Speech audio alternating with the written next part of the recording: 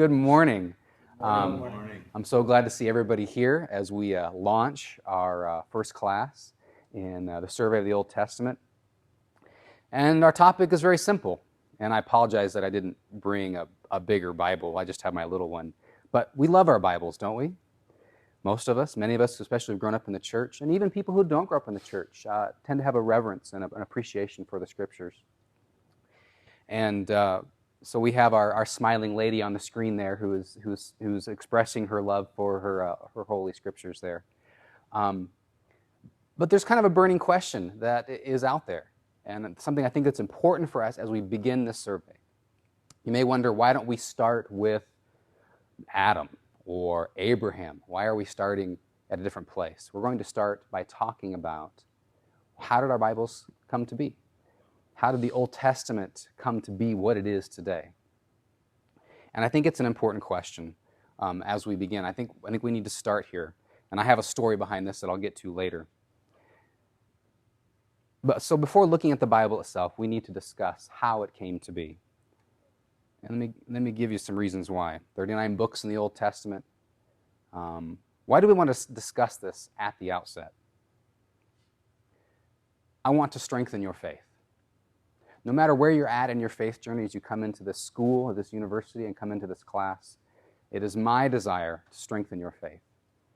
When I came into college as a freshman and sophomore and began to deal with this information, it wasn't in the beginning of my studies, preparing for ministry. It was later. Began to learn some of the stuff about how the Bible came together. It was a real challenge to my faith. It was a faith crisis for a number of months for me. When I was in college, we didn't have Dan Brown and the Da Vinci Code, but you do. You encounter that. You see it in the movies. It's everywhere. So even if you're coming in as a freshman or if you're in the adult professional program of the school and you're in your second career, this stuff is out there. This idea that the Bible is a product of, say, Constantine in the 4th century. That there's nothing original in it, that it was all made up to prop up the church. It was all a big conspiracy. That stuff is widely expressed, and I want to deal with it. And I want to be able to strengthen your faith. So we're going to start at the very beginning of this course with, how did our Bibles come to be? So let's talk about what Christianity and Judaism believe about the Old Testament. Let's talk first about what they believe it is not. First of all, we don't believe, Christians and Jews do not believe that the Bible just kind of fell from heaven from the hand of an angel. That it was written on golden discs. I think Mormonism has that belief. Or also that it was simply dictated to a human person. That is the belief of Islam, that Muhammad was just possessed by Allah, and he just dictated Allah's every word. So Judaism and Christianity reject both of those views, that it did not just fall from heaven, and it was not just simply directly dictated by God. Christianity and Judaism also reject the idea that the Bible is a purely human product, that somehow God was not involved. They believe very much that God was involved. The Bible is, on the other hand, however, inspired by God. He didn't dictate it, but in some way He inspired it. He is behind it. There's kind of a mystery there as to how that actually works. But God is involved. Also, Jews and Christians believe that the Old Testament is correct in what it says about God and humanity and the world, that it is offering a correct view and what it needs to be paid attention to. Also, it is taught that it is a complex and diverse collection of books. It's not just one simple composition, that all you have to do is go to the table of contents in your Old Testament, and you will see a variety of books. And if you actually go and start reading them, there's a variety of genres and literary types. There's narrative, there's prophecy, there's poems. So it's a diverse collection of things. How did we get our Bible? That's the question we want to deal with. Just from a kind of a bird's eye view, we can talk first of all that the Bible took over 1,000 years, and I'm sorry, just the Old Testament took over 1,000 years to come together. It didn't happen in a couple of decades. They didn't crank it out of the printing press in a few hours. Its collection took well over 1,000 years. And the process was complex. Many different authors, many different locations, many different events. And there are big gaps in our knowledge of the process, of how it all actually took place. Nobody left a record for us. Have you ever watched a movie on a DVD, and then there's always the additional section, right, where you can go and see the making of the movie, right? And you can go and see exactly how it was put together from the initial conceptions to where they did the storyboards and the casting and the script, and you can see how it all comes together. You know exactly how it happened. We have nothing like that for the Old Testament. We really have very little, just very little glimpses into how it all came to be. And this means, to be honest, that there is a lot of guesswork and speculation when it comes to how did the Old Testament come to be exactly the way it looks today. So I want to warn you, as you're out there in the world and as you're even encountering maybe professors at this university and certainly other places who may have a real certainty. This is how the Bible came to be. It came to be late, maybe after the time of Ezra, after the exile in the 400, 300, or 200 years before Christ. The Bible wasn't even written until then, some will say, the Old Testament. And I just want to caution you when scholars come with that kind of certainty, that we really don't have that kind of certainty. We really can't say how it all came to be exactly. So let's take a case example. Just a very brief kind of, let's take a sample of David and Goliath and how that might have gone from the event itself to being the story that it is in 1 Samuel 17. An event takes place. There's a battle. There's a rock. There's a severing of a head. It's just great rated R material, isn't it? Make a great movie. So you have here David taking out Goliath. It's an event that happened. Now, after that event, can you imagine in the nation of Israel how it was passed by word of mouth, right? The soldiers that were on the battlefield, they saw it, and they went home and told their family, and the news began to spread. It was an oral tradition. It was an oral passing. This happens still today.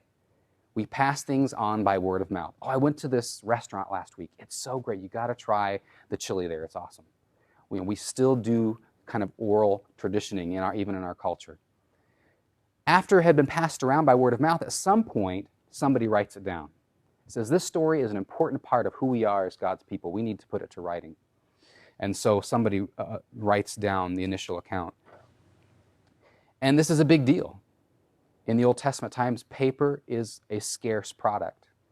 They would write on different sorts of materials. Could be we'll have a picture of a scroll in a minute.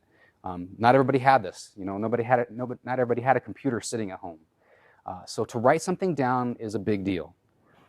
And then after it's written down, it's collected. Let's say it's collected in the king's court as official documents of the history of the nation. And he has official scribes and scholars who look over the material and update it, maybe to update it for a new age. We do this. Authors do this. They write a book, and after it's been out 20 years, I'm going to do a revised version, because after 20 years, a lot has changed. So authors come and they update, and maybe they add some things to say, well, I heard another thing. I heard somebody else's other oral tradition that has some additional information. I want to put that in there. And so there's updating, there's adding, there's editing that takes place. And then at some point in the history of Israel, there comes a place where they say, you know what, I think we need to stop adding and editing. Let's just start copying. We're just going to make copies now. We don't want to change it at all. This is really sacred, important stuff. So it goes from being from a document that they add to and edit to something that they copy, and then we come to this thing called canon, which is a Latin word that just simply means, actually comes from the Greek and the Latin, and it just simply means a rule of measure, a standard, that these books, as they are right now, are going to be our standard for us as the people of God. So you can see there's a long process that goes all the way from the event, and now comes all the way to where we say this is an authoritative document for us. It's not a simple process. Let's take a little bit closer look.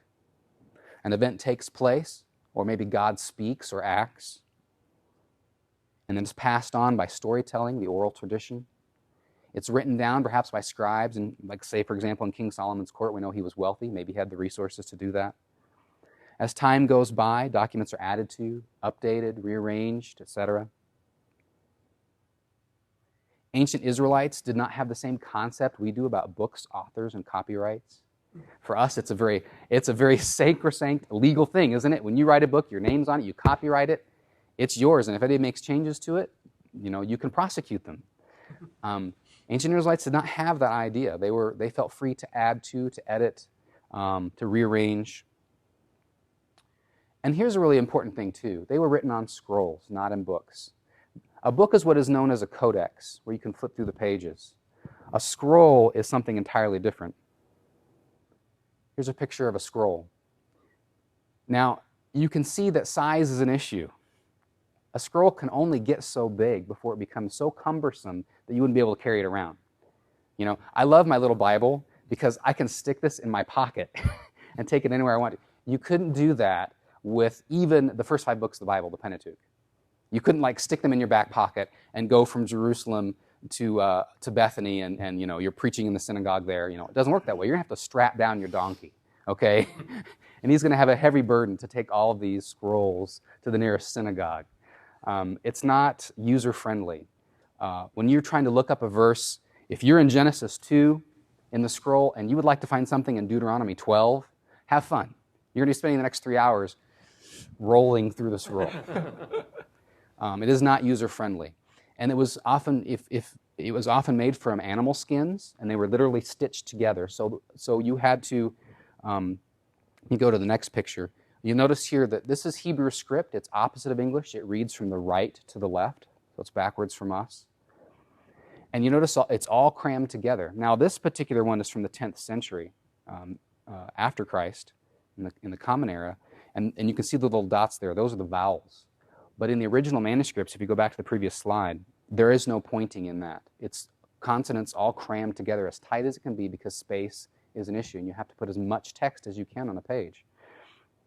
And so all of these factors play into how these books were put together. You could stitch books together because they were animal skins, and size is a limitation. If you go to the first 5 books of the Bible, the Pentateuch, all those books are very similar in length. They're almost very, very close to being all the same size, and it's almost like that was kind of a standard size for a scroll, each of those books.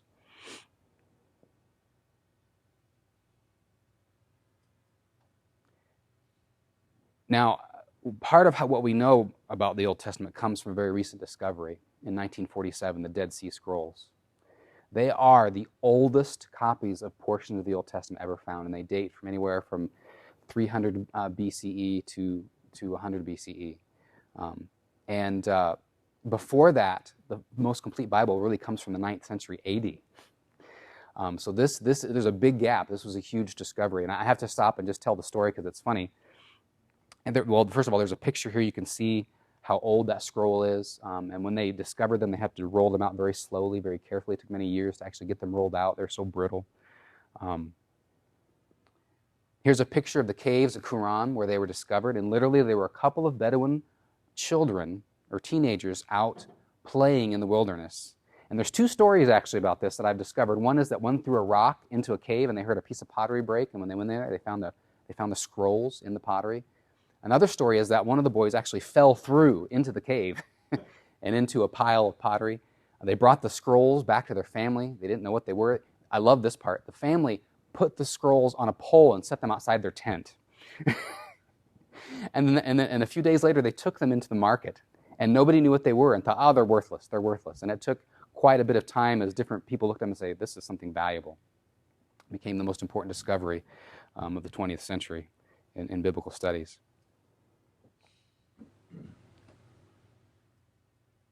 And so one thing that Qumran teaches us, the discovery of the Dead Sea Scrolls, is that scrolls are lost.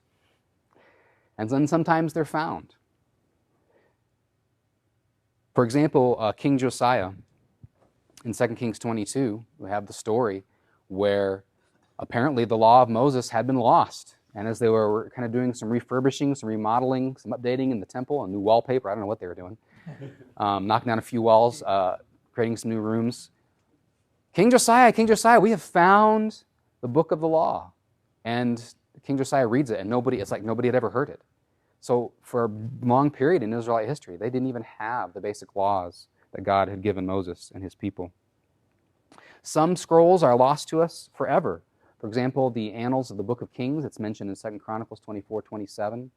The author there in 2 Chronicles says, and of course all this stuff about the kings is written in the annals of the kings. Oh, really? Well, we don't have that document. It is lost to history. So even the biblical books are based on previous documents that have been lost to us. And then the exile of the Israelite people in 587 years before Christ. They're dragged to another country. They're there, and eventually they return to Jerusalem. But in that time period, they realized they needed to become much more careful with their documents. That if they're going to remain God's people, they need to take this seriously. And so during that time period, they became much more careful. And then after the exile, the post-exile period, they got really serious about reading and explaining the sacred scrolls. There's this great scene in Nehemiah 8 where Ezra the scribe and priest comes out and carefully reads the scriptures and then takes time literally by family. The learned men of that culture go family to family to make sure that they explain the scriptures and make sure that they understand them.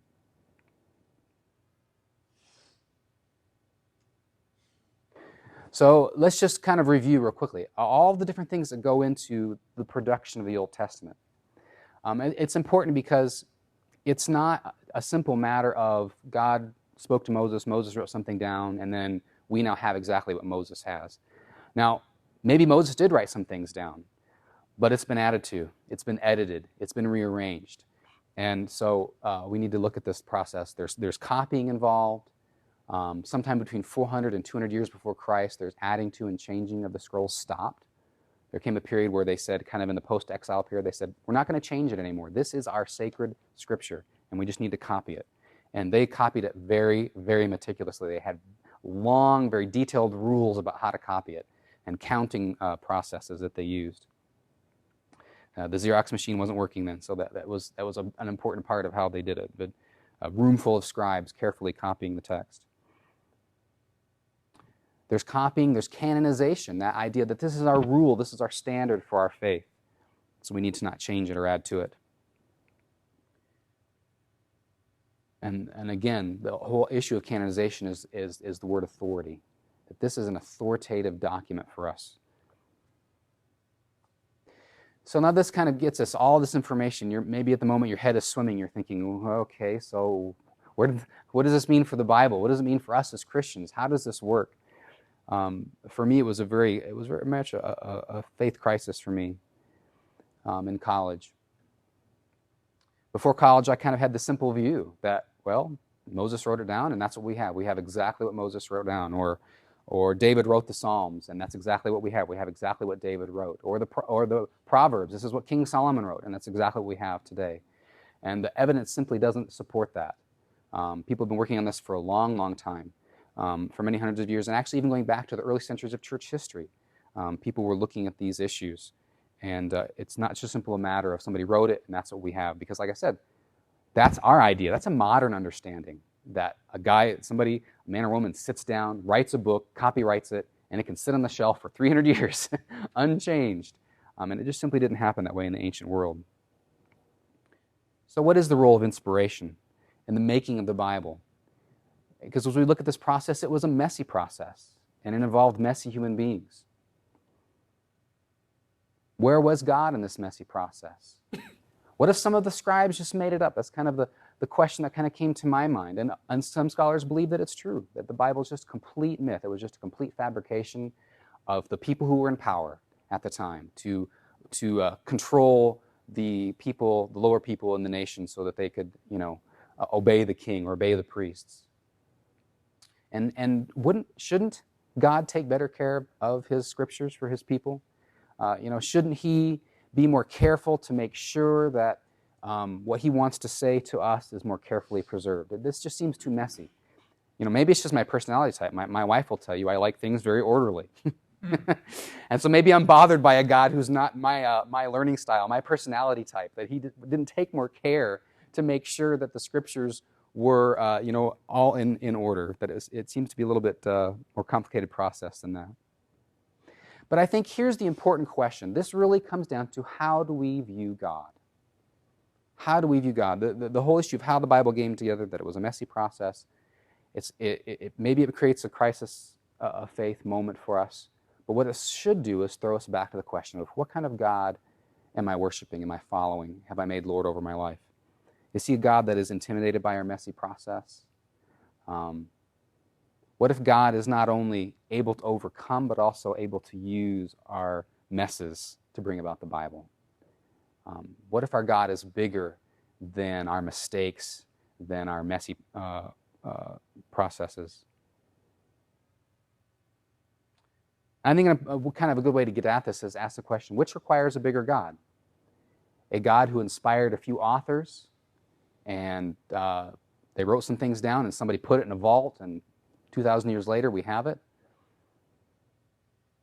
Or a God who inspired and superintended events and oral retellings, authors and writings, various ways of transmission, changes and additions to the texts, communities who developed and safeguarded documents or even lost them.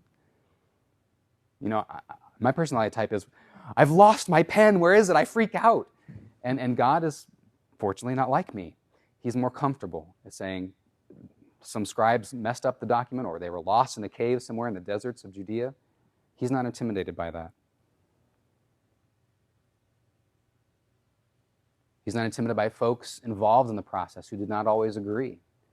One of the things you'll find as we go through this semester, as you work through the Old Testament survey, you'll find that in the Old Testament, there are some voices that are kind of talking at each other, past each other, kind of not necessarily agreeing with how God works in the world or with his people. And yet they're both included in the Old Testament. And so God works through that, even people who did not agree. He works through copying. Mistakes were made. We know. We have lots of documents. We know that copying errors were made. And the process of canonization. There was no official who stood up one day and said, okay, this is our Bible. Today is the day, from now on, you're going to read this book and only this book, and this is going to be your authority. Nobody ever did that. It was a much more organic process where over time, God's people just kind of said, you know what, these are the documents that have been functioning in an authoritative way for us. And we're going to recognize that. God is not intimidated by people of faith who use the Bible in public and private settings, maybe for their own personal agenda, maybe for impure motives. Our God is big enough to handle that. And so I think one of the important things, and we'll kind of jump from the Old Testament to the New Testament for a second, if we look at Jesus, if we look at the incarnation, that God's not afraid to enter into our messiness, is he? He's not intimidated by it. He does it, especially in the person of Jesus.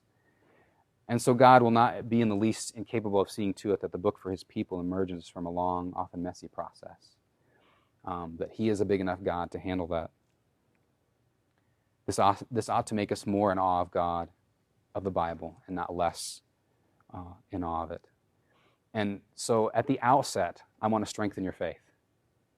Some of the reading you'll be doing, you'll be encountering some of these theories. Lots of crazy, wild theories about how the Old Testament came to be.